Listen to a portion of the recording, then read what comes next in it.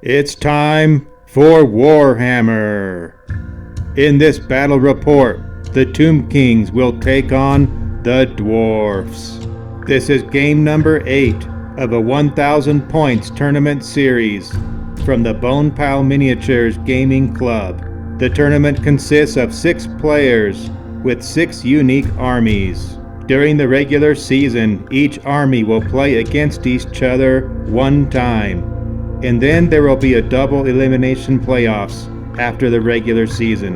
But for now, this is game number 8. Both teams come into this game with 1 win and 1 loss. The Tomb Kings most recently lost against the Wood Elves, and they are currently seed number 5. And then the Dwarfs most recently lost to the Dark Elves, and they are seed number 4. Both teams could desperately use a win in this game. And now let's look at the armies, starting with the Tomb Kings. You are looking at the Emerald Army of Thoth. In this battle, they are led by a Tomb Herald. He carries an extra hand weapon, which gives him +1 attacks.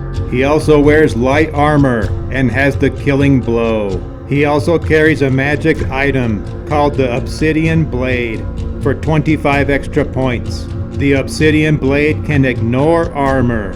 The Tomb Herald comes in at 87 points. Next they have a Lich Priest, who is a level 2 wizard from the lore of Nehekara. And in our gaming club, wizards know the signature spell of their lore, plus additional spells according to their wizard level. And in this case, he knows spells 1 and 3. And those spells are the Cursed Blade spell and the Righteous Smiting spell. And he carries a magic item, which is the Wizard Staff, which costs 10 points. This allows him to cast with 1 extra power die than normal. He costs a total of 110 points. Next, there's a unit of 20 skeleton warriors. They have hand weapons and shields. They wear light armor. They also have a full command. They come in at 130 points. Next, there's a second unit of skeleton warriors, 20 of them. They carry spears and shields, and they wear light armor. They also have a full command. They come in at 150 points. Next, there's a unit of 10 skeletal horsemen. They ride skeletal steeds. They wear light armor and carry spears and shields. They also have a full command. They cost 170 points. Next, there's a unit of 3 chariots. They are pulled by skeletal steeds. They have a full command.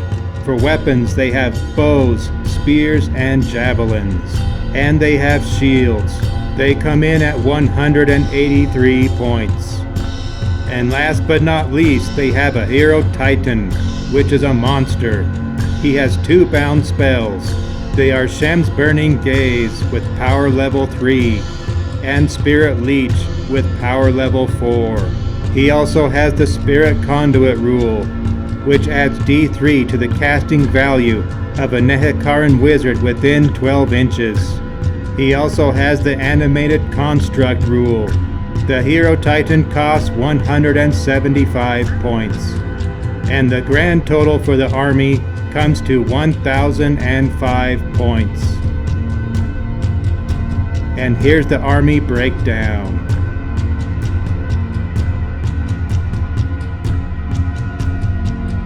And now let's look at the Dwarfs army.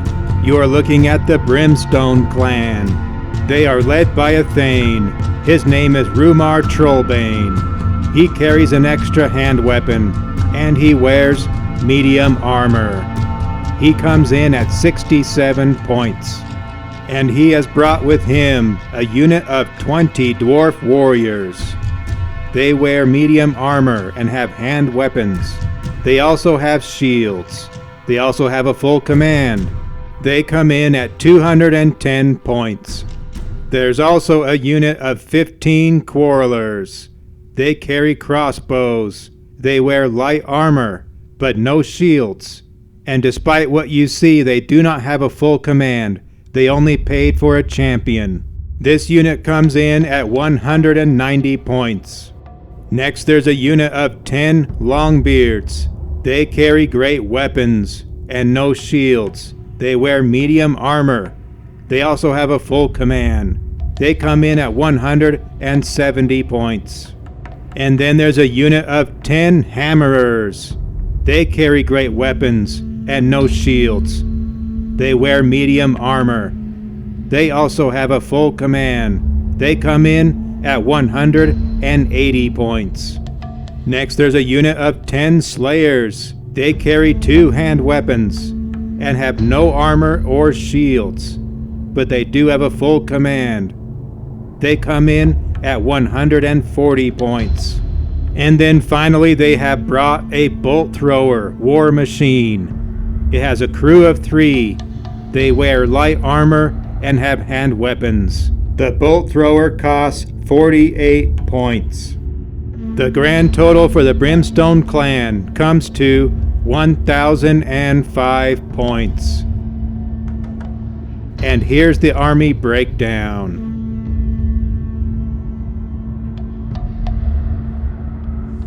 And now let's look at the battlefield. And this battlefield was set up by our club's random landscape generator. Information about this generator can be found in the description below. And in this case, we rolled up a desert landscape. And then all the terrain features you see were selected and placed randomly. At the near edge, there's a mysterious hill. And then in the middle of the battlefield, there's a rock formation. And then there's a skull fence. Also 2 sand traps.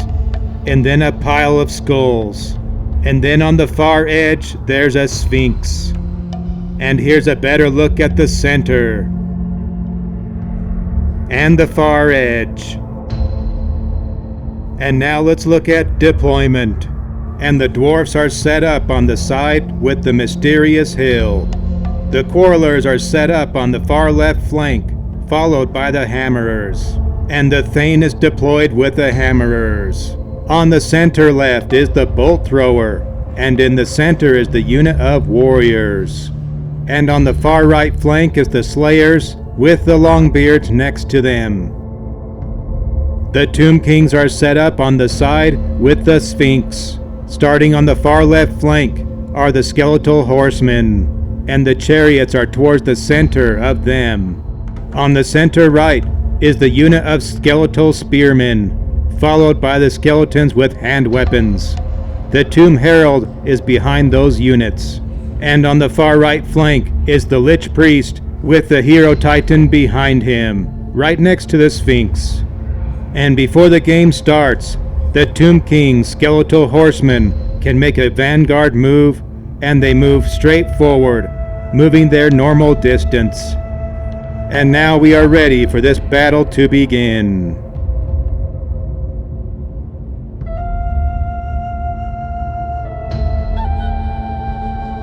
First turn goes to the Tomb Kings, starting where they left off, and they are way too far for any charges, so remaining moves. And all units moved straight forward. However, the Tomb Herald decided to join the Skeletal Spearman's unit. Magic phase. The Lich Priest wants to get warmed up. So the Winds of Magic generate 11 dice for the power pool and 6 for the dispel pool. So the Lich Priest first tries the incantation of Righteous Smiting, the big version. That one ends up passing, and then the dwarfs don't try to dispel it. So all units except for the skeletal horsemen will be affected by the spell. They will get +1 attacks. Next, the Lich Priest will try the incantation of the Desert Wind, the signature spell. That one also goes off, and the dwarfs failed to dispel that one. Once again, all units except for the skeletal horsemen will be affected, so they will all get to move one more time. And that will end the Tomb King's magic phase, and their turn. Dwarfs turn 1, and they are too far for any charges. Remaining moves. All units marched forward, except for the bolt thrower, which moved a few inches forward. But even when the dwarfs march, they don't make it very far. And on a side note, they did discover the type of mysterious hill found in their deployment zone. Our club has put together a large 4d6 list of mysterious hills, and you will find a link to that list in the description below. But they rolled up a 14, which is a locust hill, very fitting for an Egyptian plague. And the special rule for a locust hill is that any shooters on the hill take a -1 to hit penalty when making shooting attacks. So the dwarfs make a tactical decision to stay clear of that hill. And this will end their turn.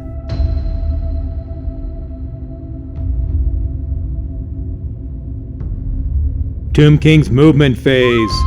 Still too far for any charges. They all make normal moves. But the skull wall in the center is forcing the Tomb Kings to split into 2 flanks. The faster units are on the left flank, the horsemen in the lead, followed by the chariots close behind. And then the infantry units are on the right flank, with the hero titan and the lich priest. And now that the spearmen have a character in their unit, they can march, so they are taking the lead on that flank. Magic phase. The winds of magic generate 7 dice for the power pool and 4 dice for the dispel pool. No attempts for channeling yet. And the priest will try to cast the incantation of the desert wind, the signature spell. And he successfully casts it once again, and the dwarfs don't attempt to dispel it. And this spell will allow all the infantry units and the hero titan to move once more. And that puts the skeletal spearmen in contact with the sand trap. And sand traps or sand pits are special terrain features that our club has put together. And they come with 2 special rules. First, they cause a dangerous terrain test for all units. Infantry, war beasts, and swarms all fail on a 1, and then 2 for all others. However, the Tomb Kings can ignore the dangerous terrain check altogether. They have special immunity. In addition to the dangerous terrain check, all units are subject to a movement penalty. Each unit in a sandpit must take a D3 movement penalty for each movement phase that they are in contact with the pit. However, for the Tomb Kings, the penalty is D3 -1. They are more accustomed to that type of terrain. But this will end the magic phase for the Tomb Kings and their turn. Back over to the dwarfs, and all units marched forward, except for the bolt thrower that only inched forward. And that's all the dwarfs could do for their turn.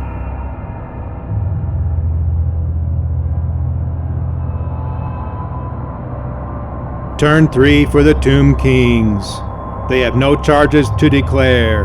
Remaining moves. All units continue moving forward. The chariots and the horsemen continue to swing over to the far left flank.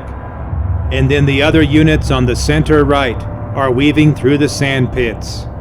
The spearmen are going through one of the sand pits head on, and they are being slowed down a little bit. Magic phase.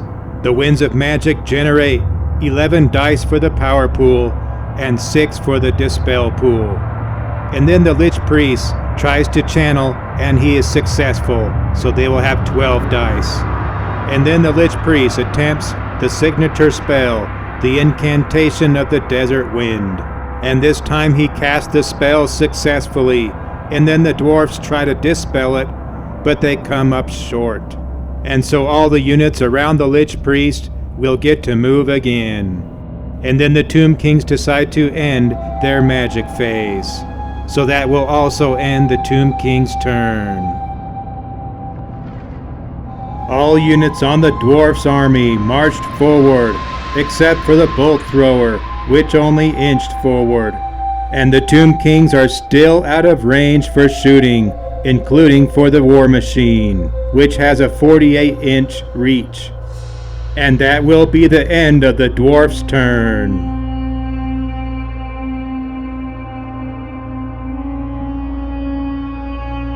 The Tomb Kings still have no charges to declare, remaining moves. All units continue to push forward. Over on the left flank, the skeletal horsemen will have barely enough room to squeeze through the rock formation and the edge of the battlefield, but then the chariots decide to steer around it. And then the units on the center right are still making it through the sandpit area. Magic phase. The winds of magic generate 8 dice for the power pool and 4 dice for the dispel pool. And then the Lich Priest is able to channel 1 more for 9 dice. And once again he attempts to cast the incantation of the Desert Wind. And it does go off 1 more time, and the dwarfs try to dispel it, but they come up short again. So all the units around the Lich Priest will move 1 more time. And that will end their magic phase and their turn. And the dwarfs don't declare any charges, remaining moves. The Quarrelers and the Hammerers on the left flank continue to march forward. The Slayers also marched on the right flank, but then the Warriors and the Longbeards only inched forward. And then the Bolt Thrower did not move. Shooting phase. Now the Bolt Thrower has a target in range. It will shoot at the skeletal spearmen who just emerged from the sand trap. And in our club, we don't believe in laser-guided war machines, so we have a little bit different rules than you are used to.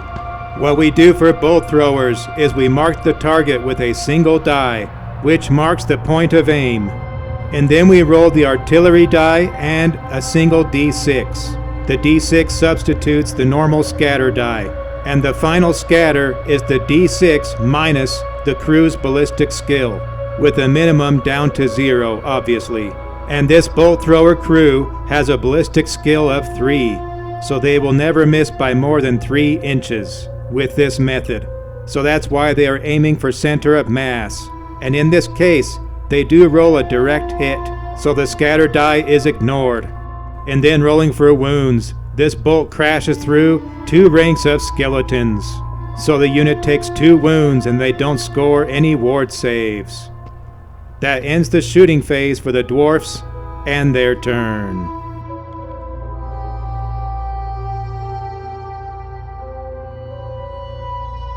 The Tomb Kings open their round with no charges, remaining moves. The skeletal horsemen pass through the gap in the rocks, and then the chariots continue to wheel around the other side. And then the group of warriors continue advancing forward. Magic phase. The winds of magic generate 8 dice for the power pool and 4 for the dispel pool. And then the Lich Priest successfully channels 1 more die to make it 9. And the Lich Priest's first spell will be the incantation of Cursed Blades on the skeletal spearman. It casts on a 7+, and he scores a 10. And then the dwarfs do not attempt to dispel it. So the spearmen will be granted the killing blow, and they also regenerate 2 wounds. Next, the Lich Priest attempts the incantation of the Desert Wind, the signature spell, and he will try the large version, which casts on a 16+. He rolls and ends up scoring a 20, and the dwarfs do not attempt to dispel it. So all the units around the Lich Priest with the warriors will move again. And next, the Hero Titan will try one of his bound spells, Shem's Burning Gaze. He targets the Hammerers, and the spell does go off, and the dwarfs do not attempt to dispel it. The spell generates 3 hits on the unit, but then 0 wounds. And this will conclude the magic phase for the Tomb Kings, and we'll move on to the shooting phase. The chariots have the ability to shoot, and they will target the Hammerer's unit. They get off 7 shots, and they generate 2 hits and then 1 wound. The dwarfs roll for their armor save, and they score it, preventing the wound. So no damage done to the dwarfs this turn. This will conclude the Tomb King's turn. Back to the dwarfs. No charges declared from the dwarfs. Remaining moves. The warriors and the Longbeards continue to march towards the center. The hammerers and the slayers only inch forward. And then the quarrelers and the bolt thrower did not move. Shooting phase. The bolt thrower crew winds up for another shot. Once again they will aim at the skeletal spearmen. The crew aims for the center of mass again, and they let it fly. This time they do not get a direct hit, and it arcs 2 inches off target, but it still does hit the unit. This time the bolt slams through 3 ranks of skeletons, and they cannot score any ward saves. So 3 skeletons crumble back to the dust. And now the skeletal spearmen are in range of the quarrelers, so they will get off a volley from their crossbows.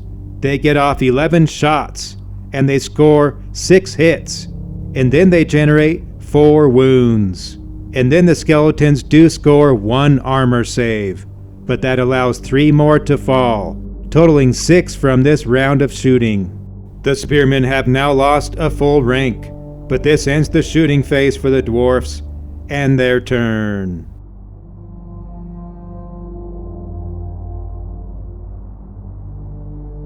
And the Tomb Kings open the round with a charge, the first charge of the game.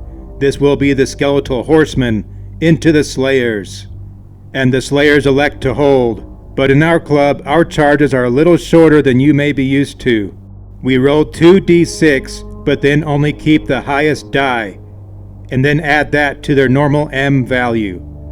But in this case the horsemen have swift stride, so they will roll 3d6 and keep the highest 2, and then add that to their M value.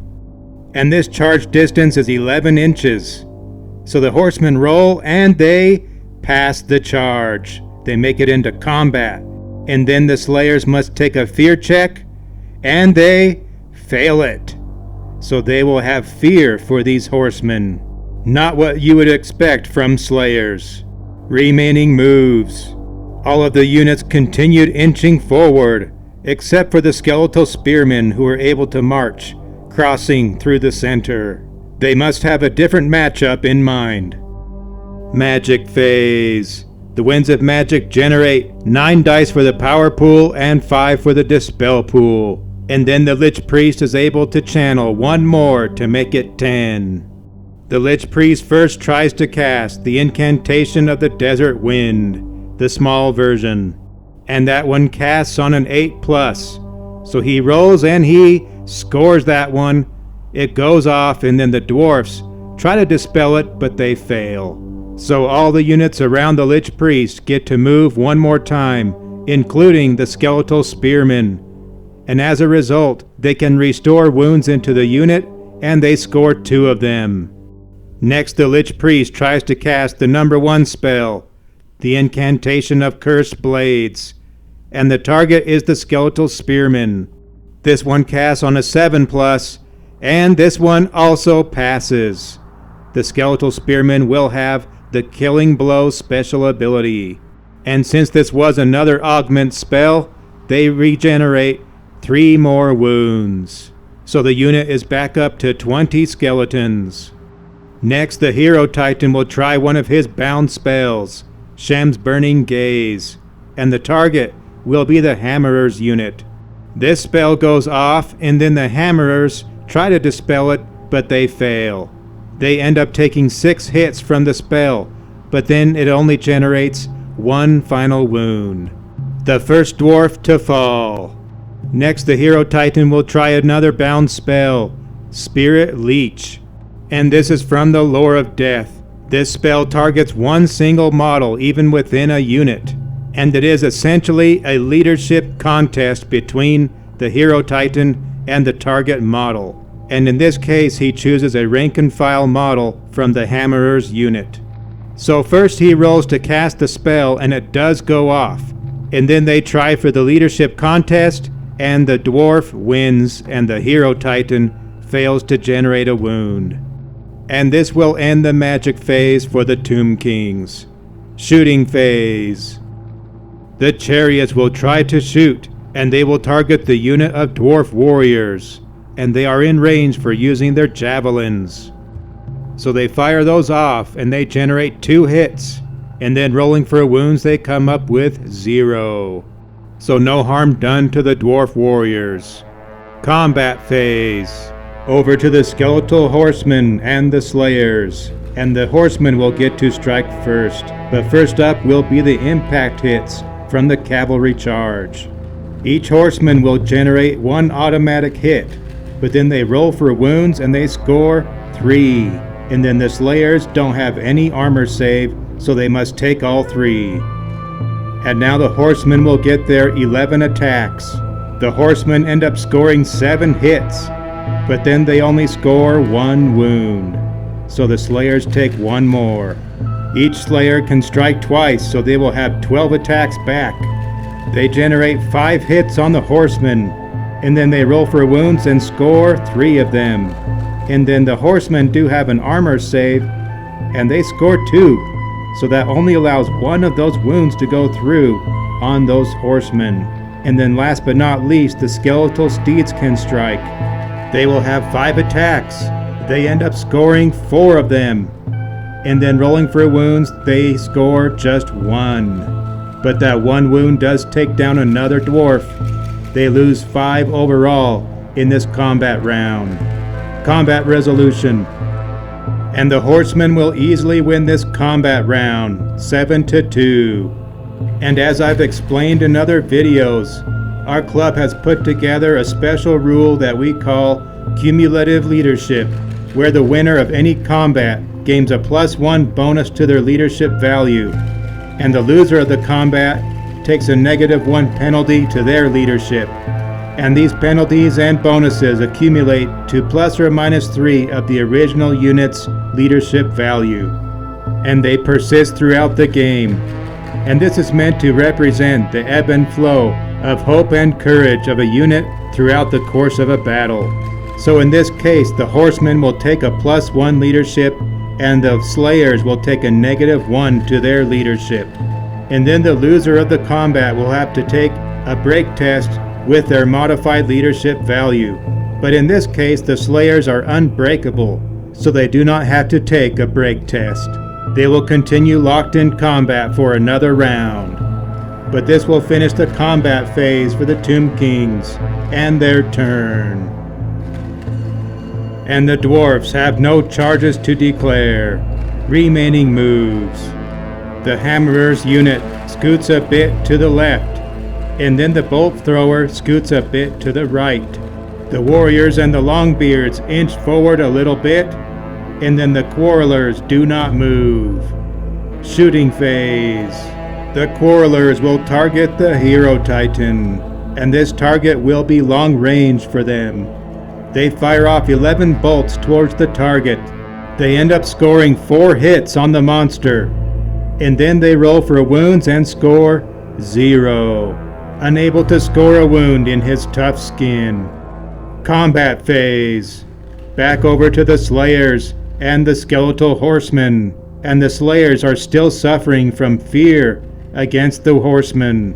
Their weapon skill is still a 1, but now their initiative is tied, so they will strike simultaneously, starting with the slayers, and they do generate 1 hit on the horsemen, and then that 1 hit does go through as a wound, and then the horsemen try to save that wound, and they score the save. And now the horsemen can strike back. They generate 6 hits on the slayers, and then rolling for wounds, they score 2. The slayers are unable to save those. And now the skeletal steeds can strike back. They end up scoring 2 hits, and then 1 wound. So in total they end up scoring 3 wounds on the slayers. Combat resolution. The skeletal horsemen end up winning this round of combat. The horsemen will gain another leadership bonus, and the slayers will lose 1. And the Slayers are still unbreakable, so they don't have to worry about a break test. This will end the combat phase for the Dwarfs and their turn.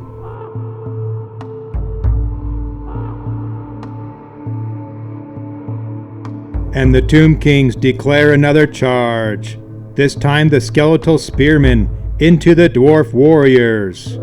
The distance is 10 inches. They roll for the charge test and they pass it. They make it into combat, and then the dwarfs owe them a fear check, and they pass it. Remaining moves. The other unit of skeletal warriors inches forward, along with the characters, and then the chariots continue moving into the center. Magic phase. The winds of magic generate 7 dice for the power pool and 4 for the dispel pool. And then the Lich Priest tries to channel and he succeeds. They will have 8. The first spell attempt will be from the Hero Titan, his Shem's Burning Gaze spell. His target will be the Hammerers. This bound spell casts on a 3. He rolls 1 die and he casts the spell. It goes off and the dwarfs try to dispel it, and they fail, so it does affect the Hammerers. The wound ends up causing 1 hit on the unit, and then 1 wound, and then the Hammerers are unable to save that wound. So the Hero Titan eliminates 1 of them. Next spell. The Lich Priest tries to cast the incantation of the Desert Wind. He throws 3 dice at it, and it does go off. And then the dwarfs do not attempt to dispel it. So the Lich Priest, the warriors, chariots, and Hero Titan continue moving forward. Next spell. The Lich Priest will attempt the incantation of Righteous Smiting, and his target will be the skeletal spearman. And this one casts on a 9. He rolls 3 dice, and he scores it. And then the dwarfs try to dispel it, but they have to beat a 12, and they fail. So the skeletal spearmen will have +1 attacks for the next combat round. And this time there will not be any wound regeneration because the unit is already back up to full strength. 1 more spell. The Hero Titan will try his other bound spell, the Spirit Leech, and his target will be the Hammerers unit, and specifically at the Dwarf Thane, who is within the unit. This one casts on a 4+, and the Hero Titan does score and cast the spell. And then the dwarves have nothing left to try to dispel it with, so it does go off. So this triggers the contest of a leadership plus D6 roll between both the caster and the target. And so the Hero Titan goes first. He scores a total of 13, and then Rumar Trollbane, the Thane, tries to match it, and he scores 11. Rumar loses by 2, and he must take that many wounds. And that is all he has to give. He will perish, his life being sucked out by the ancient powers of the Hero Titan.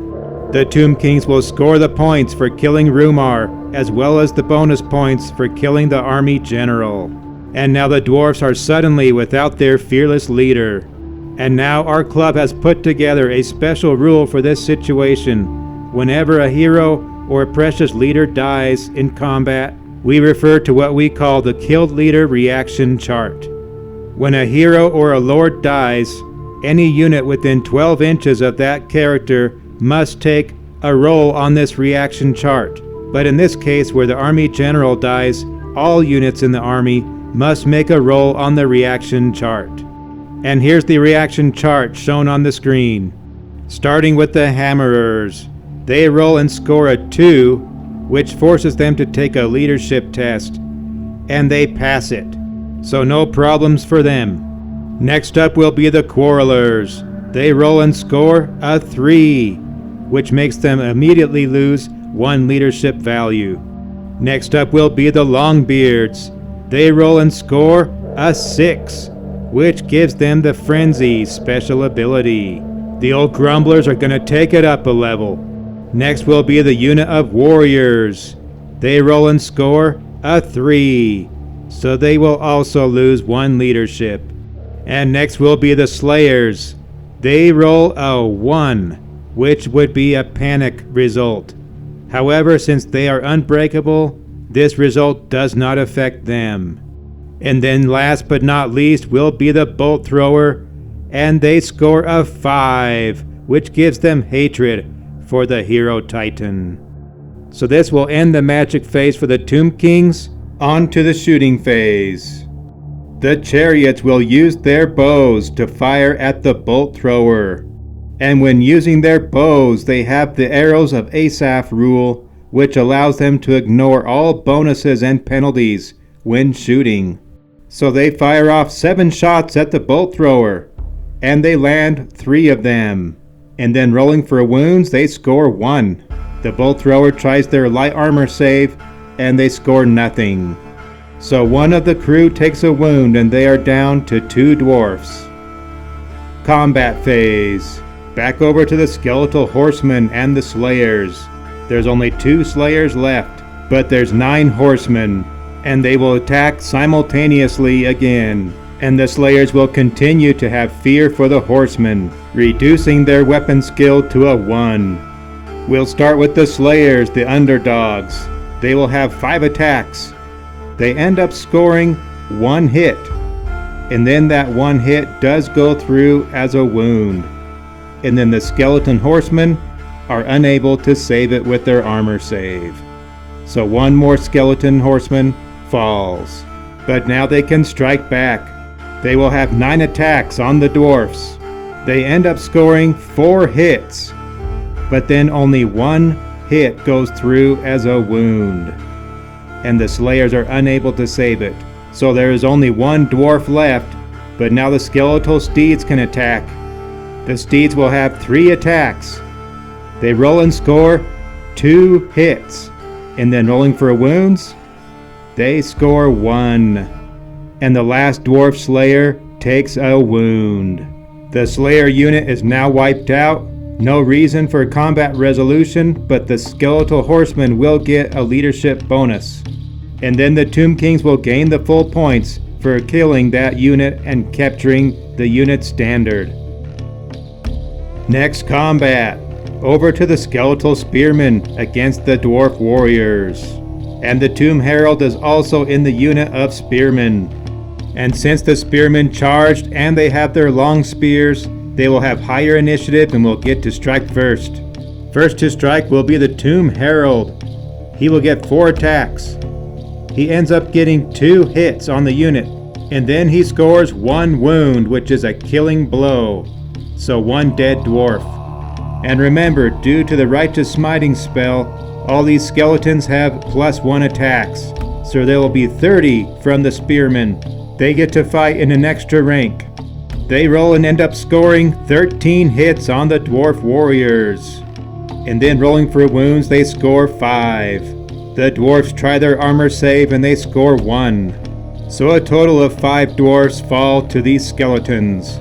But now they can strike back. They will have 11 attacks on the skellies. They end up scoring 6 hits on them. And then rolling for wounds, they score 4. The skeletons try their armor save and save 1. So 3 skeletons fall. Combat resolution. And the Spearmen will end up winning this combat 9-6. Leadership values are adjusted accordingly, and then the Warriors must take a break test. They roll and they pass. They resolve to keep fighting. This will end the combat phase for the Tomb Kings and their turn. And the Dwarfs open their turn with a charge. They need some points. The Hammerers declare a charge into the Skeleton Warriors. The Skeletons elect to hold. The Hammerers roll for their charge test, and they pass it. And they also pass their fear check for the Skeletons. Remaining moves. The Longbeards now have 2 potential threats to consider, but they decide to reform towards the center. The Bolt Thrower decides to hold its position, and then the Quarrelers on the left flank decide to march forward at full speed. Shooting phase. The bolt thrower takes aim at the chariots, and they let it rip. And this time the bolt sails dead on target. And even though there's not traditional ranks with this unit, we still determine the wounds with a D3 roll. And this time it does score a 3. 3 wounds on the chariots. So 1 full chariot is removed from the unit. Combat phase. Over to the hammerers and the skeleton warriors. The dwarfs are down to 8 hammerers due to the pesky Tomb King's magic. They are up against 20 skeletons. And for this round they will strike simultaneously, starting with the hammerers. The hammerers have 2 attacks each with great weapons, at least those on the front rank. We counted up 14 attacks within the unit, and they ended up scoring 8 hits on the skeletons, and then rolling for wounds they scored 5. And due to the strength of those attacks, the skeleton's armor save does not apply. So 5 skeletons are shattered, but now they can strike back. They throw their 11 attacks at the hammerers and they score 5 hits. But then they roll for wounds and score 1. The hammerers try their armor save and they save it. So no wounds on the dwarfs. Combat resolution. And the hammerers win this combat decisively. Leadership values are adjusted accordingly. But the skeletons are unbreakable. They don't have to take a break test. But it does look like we forgot to apply the unstable rule on the skeletons. A few more skeletons should have crumbled. Next combat. Over to the dwarf warriors and the skeletal spearmen. And the first to strike will be the Tomb Herald once again. He uses his 4 strikes and lands 2 hits on the dwarfs. And then rolling for wounds he scores 1. And that 1 happens to be a killing blow once again. Next to strike will be the dwarf warriors. They throw their 11 attacks at the skeletons and they hit with 4. And then rolling for wounds, they score just 1. And then the skeletons are unable to save it. So they smash 1 more skeleton. And now the spearmen can strike back with their 30 attacks. This time they score 11 hits, but then only 3 wounds. And then the dwarfs save 2 of them with their armor save. So only 1 more dwarf falls. Combat resolution. And the skeletal spearmen will win this combat once again. Leadership values are adjusted accordingly. And then the dwarfs must take another break test. And this time they pass the test. They resolve to continue fighting. So this will end the dwarfs' combat phase and their turn.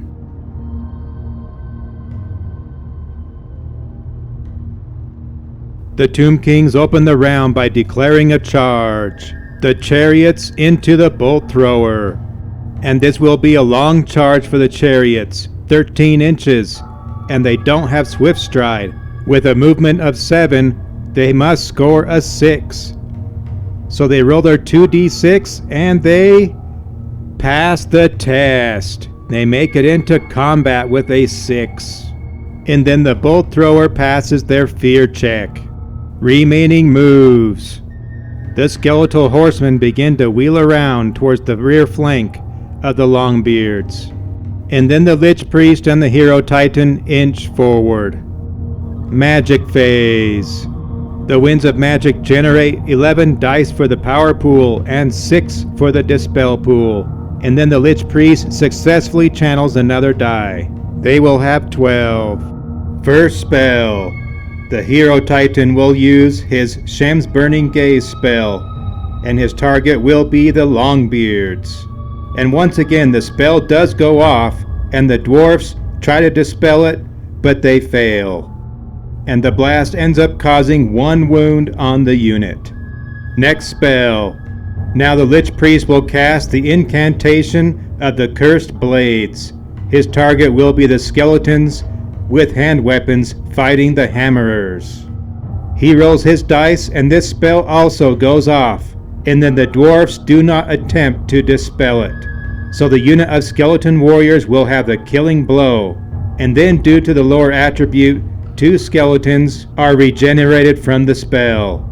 That brings the unit back up to 17 skeletons. Next spell. The Lich Priest tries to cast the incantation of Righteous Smiting, and this will be the large version, which casts on an 18+ and reaches out to units 24 inches away. He rolls all the dice he's allowed to roll, and this one passes and goes off. The spell reaches all Tomb King's units and will give them +1 attacks for the next round, and all their units can roll for regeneration. The skeletons with hand weapons regenerate 2, bringing their unit back up to 19. The spearmen also regenerate 2 skeletons, bringing their unit back up to 19. The skeletal horsemen also regenerate 2, and that brings their unit back up to full strength. And then the chariots regenerate 3 wounds, which brings 1 full chariot back from the dust, and their unit is back at full strength. One more spell. The hero titan will try his other bound spell, the Spirit Leech, and he will target the Longbeards, and this time it will be a rank and file dwarf. He throws 1 die at it, and it goes off on a 4, and it is cast. The dwarfs try to dispel it, but they fail again. So now we're back to a leadership plus d6 battle, and this time, the dwarf is victorious. The spell has no power on him. And that will end the magic phase for the Tomb Kings. No shooting phase, over to combat. The first combat will be the chariots into the bolt thrower. First to resolve will be the impact hits from the chariot's charge. They roll and end up scoring 14 impact hits on the bolt thrower, and then they roll for wounds, but they only score 1, leaving 1 final dwarf alive. But now the chariots get to do their normal strikes. With +1 attacks, we counted up 13 attacks from the chariots. They roll and end up scoring 5 hits. And then rolling for wounds, they score 1 wound, cutting down the last dwarf from the bolt thrower crew. The crew does not have a chance to strike back, and that will be the end of that combat. They are wiped out. The Tomb Kings will score the points for the bolt thrower, and the bolt thrower itself will be left behind as an obstacle on the terrain, but undoubtedly broken beyond repair. And then the chariots take advantage of a free reform. Next combat. Over to the skeleton warriors with hand weapons against the hammerers. And the skeletons will have +1 attacks, and they will strike first. They also have the killing blow. We counted up 22 attacks, and they ended up scoring 5 hits. And then rolling for wounds, they scored 2. But both of those were killing blows. Nothing the dwarfs could do to save those wounds. Now only 6 hammerers will strike back. We counted up 12 attacks. They ended up scoring 11 hits. And then rolling for wounds, they score 6. And due to the strength of those attacks, the skeletons can do nothing to save them. So 6 of them are shattered. Combat resolution. And the hammerers easily win this combat round. Leadership values are adjusted accordingly, and then the skeleton warriors don't have to take a break test. So this combat will continue for another round. Next combat. Over to the spearmen against the dwarf warriors. And once again the Tomb Herald will get to strike first. He will have 5 attacks this time. He ends up scoring 4 hits on the dwarfs. And then rolling for wounds, he scores 2. And both of those are killing blows. So 2 dwarfs fall to the Herald. Next the spearmen get to strike, and we counted 30 attacks from them. They ended up rolling 13 hits. And then they scored 6 wounds. The dwarfs tried their armor save, and they scored 5 of them, saving all but 1. And now they get to strike back. They throw their 11 attacks at the skeletons, and they score 8 hits. And then rolling for wounds, they score 5. And then the skeletons try their armor save and score 1. So 4 skeletons are cut down by the warriors. Combat resolution. This combat adds up to being a draw, and both units have a musician, so no tiebreaker. No leadership values are adjusted, and there will be no break test from either side. This combat will continue into the next round. And this concludes the combat phase for the Tomb Kings. Over to the Dwarfs. The Dwarfs open the round with no charges declared. Remaining moves. The Longbeards decide to reform and face the skeletal horsemen coming swiftly up behind them. They end up passing a swift reform and move forward a few inches. On the left side, the Quarrelers decide not to chase the Lich Priest around in circles. They decide to reform towards the skeleton warriors, within inches. Back to combat phase. Over to the warriors against the skeletal spearmen. Starting with the Tomb Herald, he throws his 5 attacks at the Dwarfs, and he scores 2 hits. And then both hits go through as wounds, and the Dwarfs cannot save those wounds. 2 more Dwarfs fall. The spearmen get to strike next with their 30 attacks. They end up scoring 12 hits on the warriors.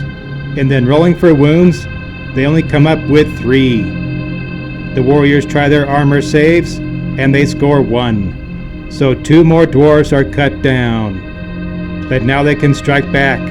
We counted 9 attacks into the spearmen. They ended up scoring 4 hits on the spearmen, and then 2 wounds. The spearmen try their armor save, and they failed. So 2 spearmen are cut down. Combat resolution.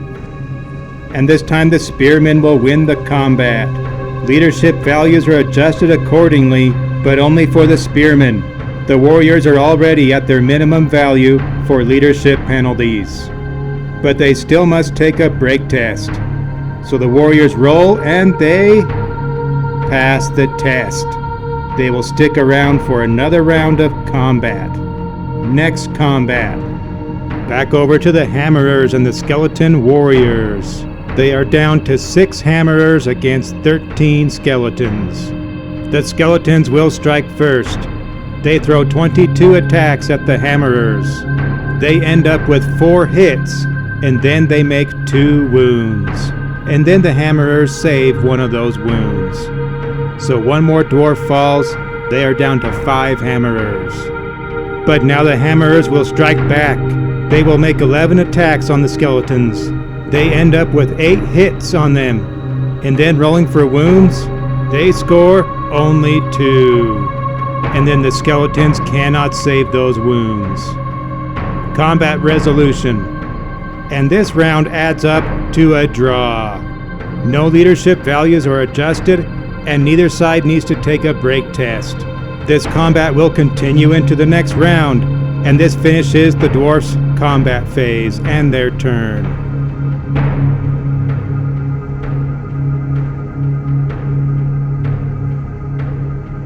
The Tomb Kings declare another charge. The skeletal horsemen into the Longbeards. And this charge distance is too close to fail, so they will automatically make it in. And then the Longbeards pass their fear check. And then the Tomb Kings declare another charge. The Chariots will try for the back of the Hammerers unit. This will be another long charge for the Chariots. And the Hammerers can do nothing but take the charge. So the Chariots roll for the charge, and they pass the charge. They make it in to the rear flank of the Hammerers, and they are in trouble. But they did pass a fear check. Remaining moves. The Hero Titan and the Lich Priest both pivot towards their right. Magic phase. The Winds of Magic generate 8 dice for the power pool and 5 for the dispel pool. And then no channel attempt from the Lich Priest. First spell will once again be the Hero Titan's Shen's Burning Gaze, and his target will be the Quarrelers. So he throws one die at it, and it does go off. And then the quarrelers try to dispel it, and they do dispel it. The first dispel of the game for the dwarfs. And so the hero titan tries his next spell, the Spirit Leech, also targeting the quarrelers. He throws one die at it, and it goes off again. The dwarfs do not attempt to dispel it, and now the leadership plus d6 battle ensues. And this time the quarrelers prevail, preventing any wound on their unit. So no damage done by the hero titan at all this magic turn. But now the Lich Priest will have a turn. He throws his incantation of Cursed Blades upon the warrior's unit. He rolls and it does go off. And then the dwarfs try to dispel this one, and they do dispel it, scoring their second dispel in the game, both in this same round. And now the Lich Priest will try one more spell, the incantation of Righteous Smiting, the large version. The Lich Priest rolls his dice, and this one also passes. It is cast, and then the dwarfs are unable to dispel this one. So all the units around the Lich Priest will be able to have +1 attacks for another round. And then the effects of the lore attribute regenerates 4 skeletons for the unit of warriors with hand weapons, and then 3 skeletons for the unit of skeletal spearmen, for a total of 7 skeletons for the army from the dust. Combat phase, starting with the chariots into the back of the hammerers. But the impact hits must be resolved first, and this time they generate 10 impact hits on the hammerers, and then they roll for wounds and score 5, and then the hammerers are able to save 1 of those wounds with their armor save. So 1 hammerer remains alive from that charge. But now the chariots get to do their normal attacks. The chariots generate 1 hit and then 1 wound, and the dwarf fails to save the wound. And with that they are able to slay the last hammerer before he even has a chance to strike back. They are all wiped out. No need for combat resolution, and leadership values will be adjusted accordingly, and both units will take advantage of a free reform. The Tomb Kings will score the points for slaying the entire unit of hammerers, plus they'll get the bonus points for the unit standard. Next, combat. Over to the horsemen who charged into the Longbeards. And the impact hits from the horsemen must be resolved first. So their 5 impact hits generate 2 wounds on the Longbeards, and then they're able to save 1 of them. So only 1 dwarf is wounded by the charge. But now the skeletal horsemen get to strike. With 22 attacks, they make 7 hits, and then they generate 5 wounds. The Longbeards try their armor save, and they save 2, leaving 3 more dwarfs to be cut down. But now the skeletal steeds can strike. They have 10 attacks, and they generate 1 hit, but then they score 0 wounds. Now the Longbeards get to strike. Remember that they have Frenzy. The Longbeards will have 12 attacks back. They generate 7 hits, and then they score 6 wounds. The skeletal horsemen try their armor save, and they pull off 3 of them, which allows 3 wounds to go through on the unit. Combat resolution. And this time the skeletal horsemen will win the combat. Leadership values are adjusted accordingly, and then the Longbeards must take a break test. And they end up passing the test. They will stick around and fight these horsemen for another round. Next, combat. Over to the skeletal spearmen and the dwarf warriors. They are down to 6 dwarf warriors against 15 spearmen and the Tomb Herald. And the Tomb Herald will strike first again, With +1 attacks, he throws 5 attacks at the warriors. He ends up scoring 1 hit, and then that 1 hit goes through as a killing blow. So that drops them down to 5 dwarfs. Next to strike will be the spearmen. They throw 30 attacks at the dwarfs and they hit with 12. And then rolling for wounds, they score 5 wounds. The dwarfs must score some armor saves in order to stay alive. They roll and they get 0 saves. The rest of the unit is wiped out before they have a chance to strike back. And the Tomb Kings will score the points for eliminating the Dwarf Warriors unit, plus the bonus points for capturing the unit standard.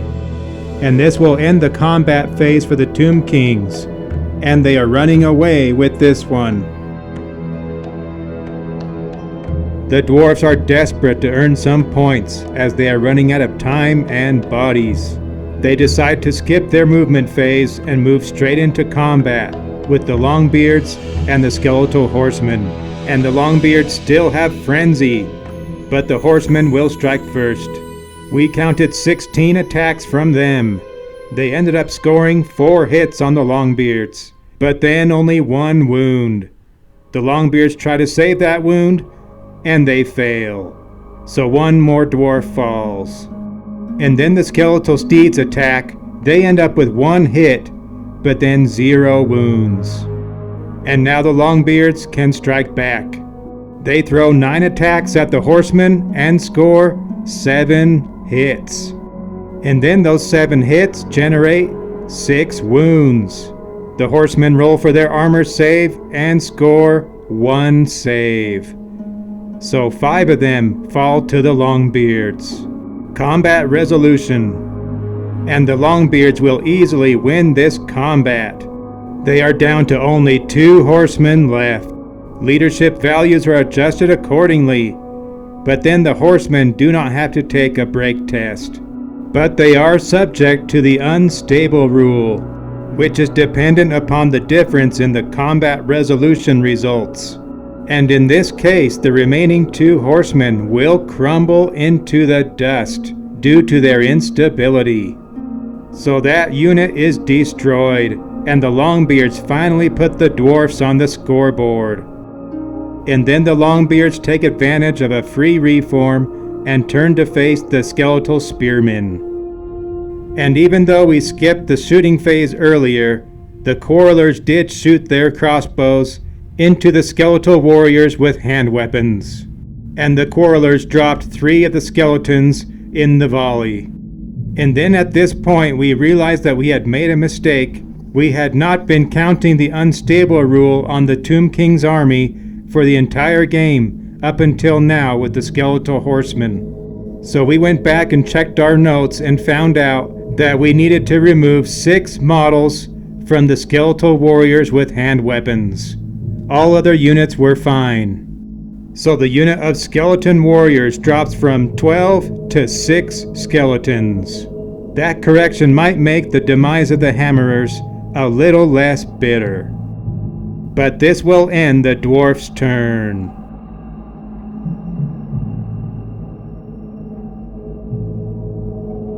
The Tomb Kings open this round by declaring a charge. The Skeletal Spearmen into the Longbeards. And the Longbeards decide to hold.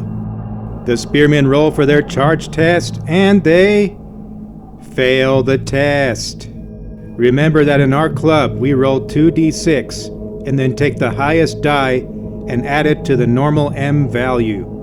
But in this case, they came up short. They had a bad roll. And when they come up short, they move only the highest die rolled. In this case, just a few inches. Remaining moves. The Chariots did a reform, turning their unit back around towards the Quarrelers. And then the Hero Titan inched towards the Quarrelers as well. Magic phase. The Winds of Magic generate 6 dice for the power pool and 4 for the dispel pool. And then the Lich Priest does not attempt to channel. The Lich Priest first tries the incantation of the Desert Wind. And this time, the spell does go off, and the dwarfs do not attempt to dispel it. So the units around the Lich Priest can move again. The skeleton warriors back up 1 inch, and then the chariots and the Hero Titan both inch a little bit closer to the quarrelers on both sides of them. And then the skeleton warriors regenerate 3 wounds from the spell, back to 9 skeletons. And then the Lich Priest tries to cast the incantation of Cursed Blades on the skeleton warriors in front of him. This is the spell for the killing blow. So he rolls to cast this one, and this time, it fails. The spell fails to cast. And due to that failure, the Lich Priest will break concentration, and he cannot cast any more spells this turn. So the Hero Titan will have to step up.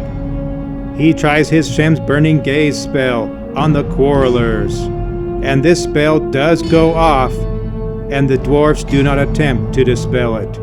And as a result, the spell causes 1 hit on the unit, and then that hit goes through as a wound. The quarrelers are unable to save that wound. So the first quarreler perishes. But now the Hero Titan will try his Spirit Leech spell on the same unit. So he rolls to cast, and this one does go off successfully. And then the dwarfs try to dispel this one, and they do. They dispel the spell, so no Spirit Leech on them. That's the dwarfs' 3rd dispel of the game. And that will end the magic phase for the Tomb Kings. Going on right now, that will also end their turn. No charges declared from the dwarfs. Remaining moves. The Longbeards move 1 inch towards the skeletal spearmen, baiting the skeletons in Spartan style. And then on the other side, the quarrelers pivot just a little bit to the left, but otherwise don't move. They realize they are already trapped. Shooting phase. The quarrelers decide to target the skeletal warriors again. They fire off their shots and get 4 hits on the unit. And then they score 3 wounds. And then the warriors are unable to save those wounds. So 3 skeletons crumble back to the dust. And that will end the shooting phase for the dwarfs and their turn. Back to the Tomb Kings.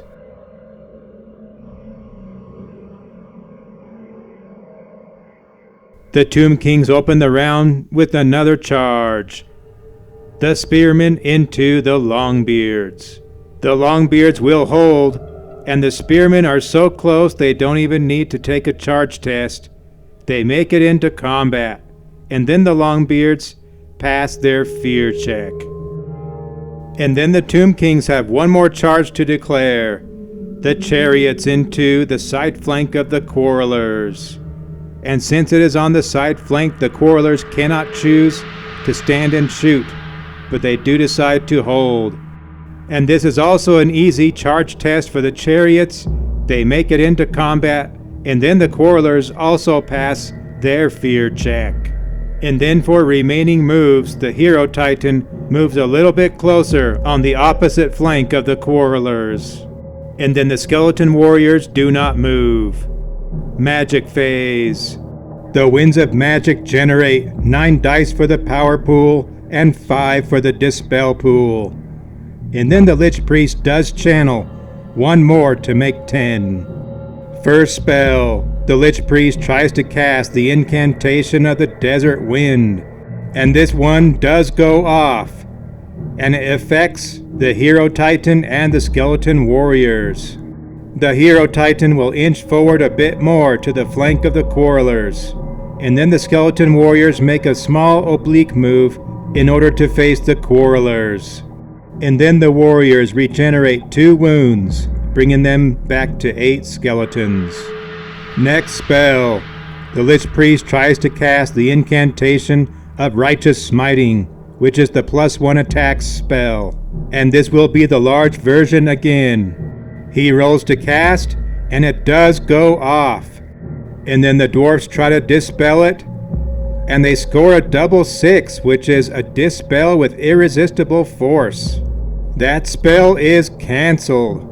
I think that's the 4th dispel of the game for the dwarfs. Combat phase. Starting with the skeletal spearmen against the Longbeards. The Longbeards still have frenzy, but they're down to 4 dwarfs. But the spearmen charge, so they will strike first. First to strike will be the Tomb Herald.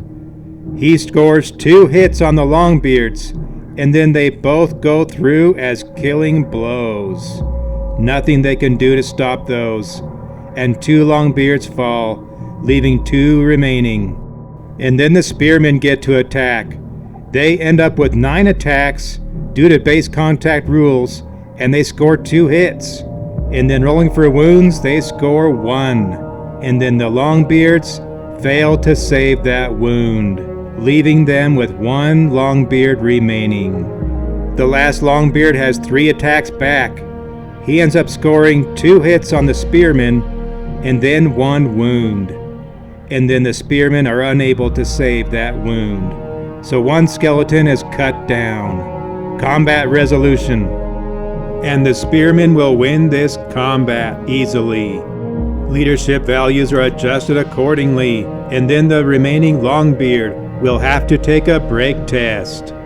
So he rolls and he passes the test. He's gonna fight to the last dwarf. Next combat. Now we'll resolve the chariot charge into the quarreler's flank, starting with the impact hits. They end up causing 12 impact hits, and then rolling for wounds, they score 7 wounds on the quarrelers, and there's nothing they can do to save those wounds. So 7 quarrelers are crushed immediately by the impact of the chariots. And now the charioteers get to attack. The skeletons will have 5 attacks on the quarrelers. They end up scoring 2 hits. And then those 2 hits both go through as wounds. And then the quarrelers fail to save any of them. And then the skeletal steeds get to attack. They end up connecting with 1 hit and then 1 wound. And then the quarrelers save that wound from the skeletal steeds. So that comes to a total of 9 wounds on the quarrelers from the chariot charge. And in return, the quarrelers will have 2 attacks back on the chariots. They end up scoring 2 hits. And then both hits go through as wounds. The chariots try their armor save, and they save both of them. So the chariots take no wounds in return. Combat resolution. And the chariots easily win this combat. The quarrelers will take a leadership penalty, and then they will have to take a break test. They roll for the break test, and they fail. They will run from the chariots, and then the chariots decide they will pursue the quarrelers. So the quarrelers roll for their flee distance, and they score 7 inches, right in front of the hero titan. And then the chariots roll for their pursuit, and they score 5 inches. They do not catch the quarrelers. They will survive for another round. But this will end the combat phase for the Tomb Kings and their turn. The dwarves hanging on by a couple threads. The dwarves open the round with a compulsory rally test, being pursued by the chariots. They are surrounded with death. So they roll their test and they fail to rally. They continue to flee away from the chariots. And as they run, they collide into the hero titan. And that forces them to take a dangerous terrain test. And that test causes 1 wound on the unit. So the hero titan clubs one of the dwarfs as he runs by. Only 4 quarrelers are left. Over to the last standing Longbeard, fighting the skeletal spearmen and the Tomb Herald. And the Tomb Herald will get to strike first. It's do or die for the Longbeard. The Herald manages to score 3 hits on the old Grumbler, and then he scores 1 wound. And the Longbeard fails to save the wound. This brave dwarf is cut down before he has a chance to strike back. This wipes out the unit of Longbeards, and the Tomb Kings will score the points for that unit and the bonus points for the unit standard. And this will end the dwarf's turn. Back to the Tomb Kings.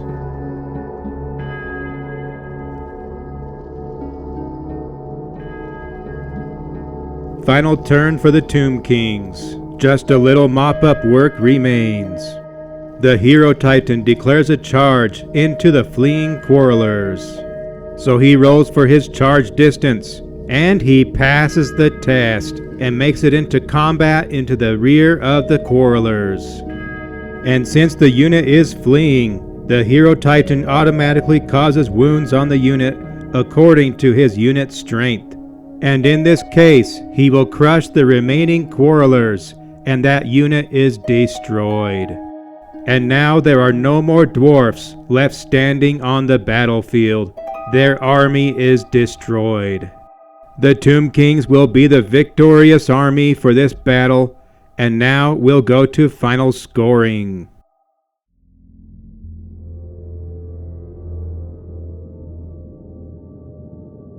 First, we'll tally up the score for the Tomb Kings. They eliminated every unit of the dwarf army, plus they earned the bonus points for killing the army general, plus they earned the bonus points for capturing each unit standard. The total score for the Tomb Kings comes to 1,205 points. Over to the dwarf score. The dwarves scored the full points for the skeletal horseman unit, plus the bonus points for their unit standard. And then the unit of skeleton warriors with hand weapons was cut down to less than half their original unit starting size, which means they were decimated and they earn half the points of that unit's value. And that's all the points that they earned, bringing their grand total to 260 points. The Tomb Kings beat them by a margin of almost 1,000 points. Over to the league standings. The Tomb Kings will jump up to second place with 2 wins and 1 loss, with a grand total of 2,665 points. The Dwarfs drop to 5th place with 1 win and 2 losses, and a grand total of 1,975 points. We are now halfway through the regular season. The Tomb Kings will not be back until Game 12 against the Daemons, and then the Dwarfs will be back in Game 11 against the Wood Elves. But the next battle coming up will be between Bretonnia and the Wood Elves. Look for that game coming up next on this channel. And now we would like to announce the Bonepile Miniatures MVP of the game. And the award will go to the unit of skeletal spearmen with the Tomb Herald. This unit took on the Dwarf Warriors, which was the largest unit of dwarfs. They slowly ground down those warriors after 5 player turns of close combat. And then after defeating them, they took on the Longbeards. And after a few rounds of close combat with the Longbeards, the unit of Longbeards was completely defeated for the first time in the tournament thus far. The Spearmen with the Herald combined to inflict 24 wounds on the Dwarf army, the most in the game.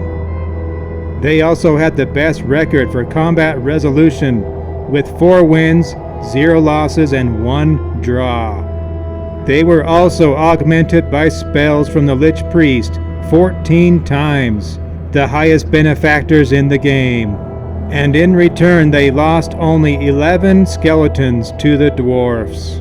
But thanks to several regeneration bonuses, they finished the game without giving up any points.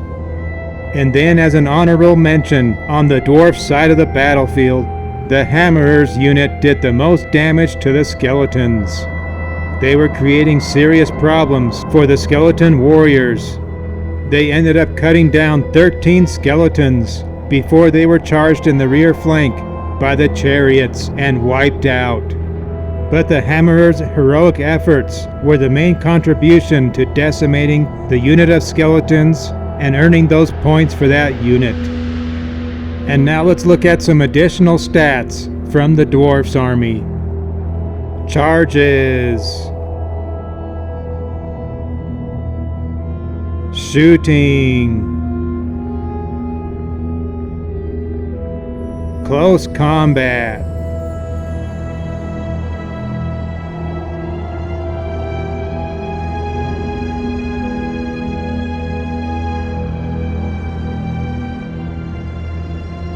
and here's some additional stats from the Tomb King's army.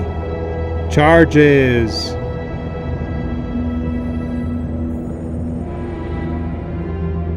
magic,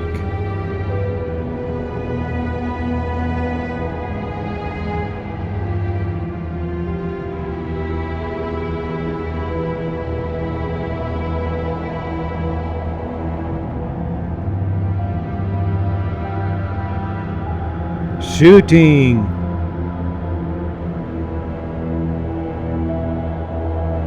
and close combat.